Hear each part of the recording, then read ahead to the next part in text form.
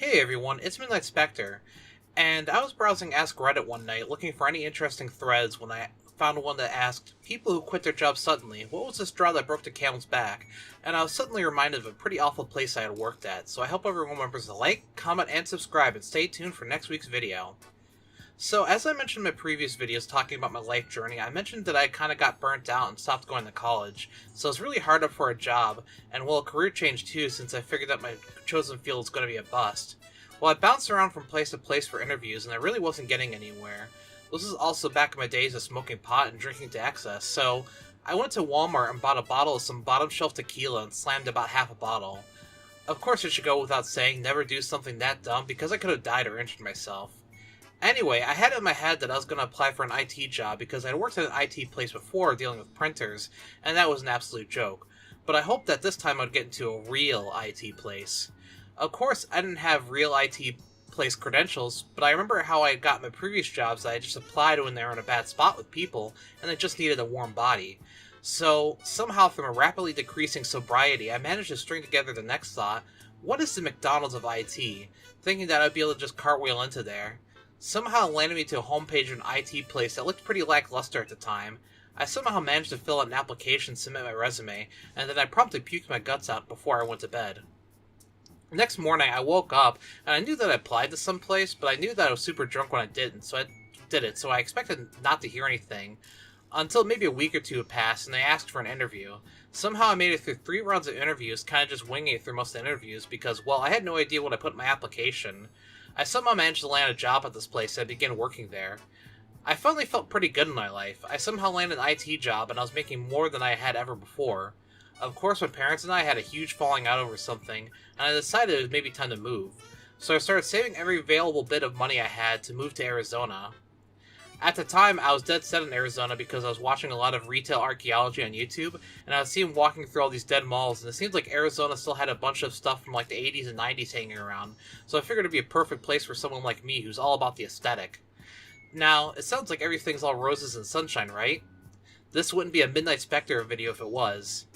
Anyway, there's a dude in an absolute hard-on for anything Apple. Like, around that time, Apple released a $1,000 monitor stand, and he was trying to defend it, and we all memed the shit out of him. Unfortunately, he was my boss.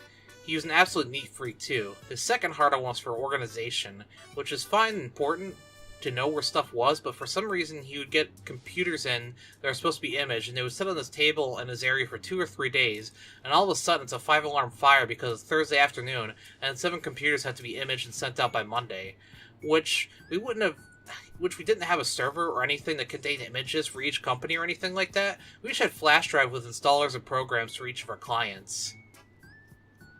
Not to mention, this was also during the time of the Windows 7 to Windows 10 transition, so there were still brand new computers that are coming into us that still had Windows 7 or Windows 8 on them, which we had to then upgrade, download all the updates, and then put the files on.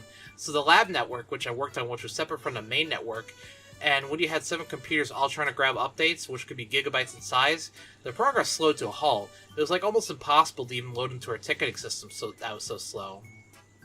Well, one day I was really at my wit's end, and I've been calling around and researching places in Arizona to stay at, but a lot of the places wouldn't rent to me because I was too young, and I'm sure I could have sued or made a complaint about that since I think that would count as age discrimination, but I didn't pursue it. The dream of moving to Arizona was pretty much crumbling in my hands, not to mention the Apple guy was really tearing into me any chance he got. I remember one time I had finished taking something apart in the lab, and I had some screws on the workbench, maybe a handful or so. And he came around to around the bench where I was working, looked down and saw the screws, and he got in my face and said something to the effect, if I kept leaving screws everywhere, I wasn't gonna have to worry about them anymore. So basically, he said he was gonna fire me for leaving some screws sitting around. Well, I was seriously considering grabbing my stuff during lunchtime and saying that I was gonna go out to some place to eat and just go home and forget about the whole place. I remember I started crying from the stress and pretty much just screwed around online for the rest of the day browsing Reddit. That was about the time I decided I wasn't going to take this laying down. I replayed all the moments in my life where someone had made me cry or fucked me over, and I decided I was going to have the last laugh. However, I didn't really know how that was going to happen. I simply bided my time one day until I came into the office hilariously early, and I was basically chilling in the lab when I remembered I could schedule restarts and shutdowns through our automation software, and I also remember we had a group of servers that we somehow didn't have the login details for, and there was a big notice on the whiteboard not to log out of any of these servers. So I scheduled all the servers that we currently had on our software to restart on midnight on my birthday. Then I got the chance of a lifetime when we got a shipment of 30 computers to image for a school, and they wanted them done by next week. And I knew that my boss was going to let them sit on this table until Thursday or Friday, and expect them all to be done.